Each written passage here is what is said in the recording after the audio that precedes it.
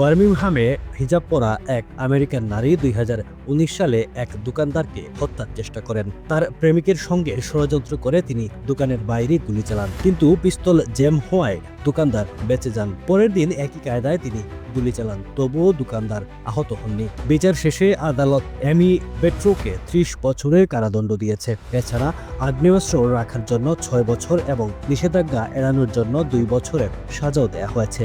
বিচারক বলছেন তিনি শুধু ষড়যন্ত্রেই সীমাবদ্ধ থাকেননি, বাস্তবে হত্যা করতে চেয়েছিলেন। পুলিশের অভিযান শেষে গত বছর তাকে আর্মেনিয়া থেকে ধরে আনা হয়। এই ঘটনায় তার প্রেমিক এবং সহ ষড়যন্ত্রকারী ইতিমধ্যেই দোষী সাব্যস্ত হয়েছেন। ঘটনাটি প্রতিশোধের জন্য কতটা পরিকল্পিত ও বিপজ্জনক হতে পারে অপরাধ, এটি প্রমাণ করল।